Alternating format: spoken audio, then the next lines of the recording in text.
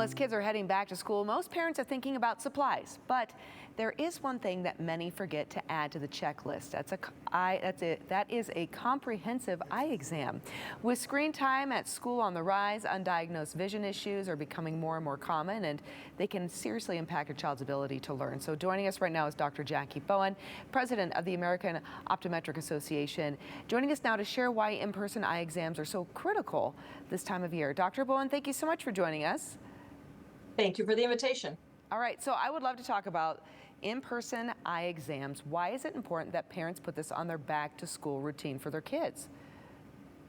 Lots of children are screened for vision issues at the school or pediatrician's office or in the community, and we're thankful for that resource. However, screenings identify only about 4% of things that can go wrong and impact learning, and a comprehensive exam with a doctor of optometry will reveal 100% of the issues.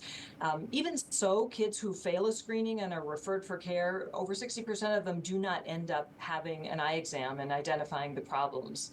So as you can imagine, if those problems go undetected or undiagnosed and untreated, a child might fall further and further behind. So just like you don't know everything going on with your child's teeth, you have to have those examined by a professional. Same is true with the vision. We can't detect, children in particular cannot detect that they're seeing more poorly than their peers. They don't know, they can't see through their eyes. So we've got to go looking for the problems that evade the average person, the average parent, and the average student. Okay, and then help us understand, what are the recommendations of the AOA when it comes to how often a child should get their eyes checked? My answer is going to surprise you a little bit because we want to see those kiddos between 6 and 12 months of age.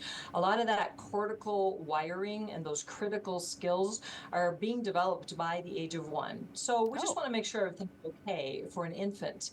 Then we want to see a child for a comprehensive exam before they start school, between 3 and 4 years of age. And then in the school years, an annual exam is recommended. Even if a child does not wear glasses and they seem to be performing well, we want to find the errors that might affect the future learning as a child grows in school and their visual demands increase. A lot of things can go undetected, especially with the use of screens. You know, screen use, not just handheld or tablets, but the smart board in school requires different visual processing than looking at a book.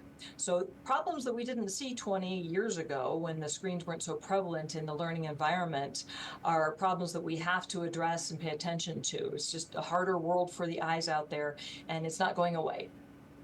And Doctor, I wanted to ask you really quick. You had mentioned 6 months to 12 months. Is that correct? So infant.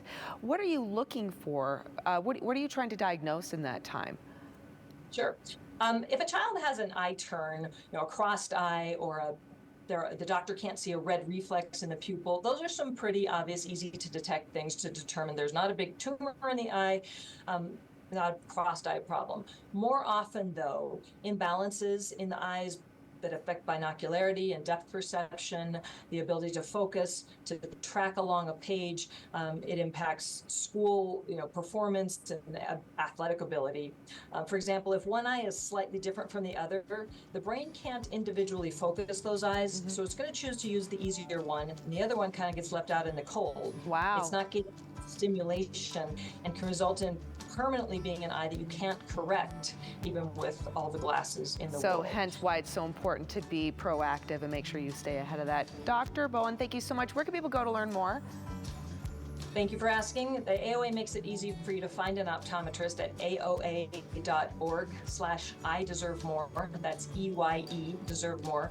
And on that page, you'll see some other helpful tips as parents that help you take care of your kids' eyes and some resources. And it allows you to enter your zip code and find a doctor of optometry in your area that will take care of your family. Wonderful. Thank you so much. Everyone, stick around. More to come here on idaho-today right after the break.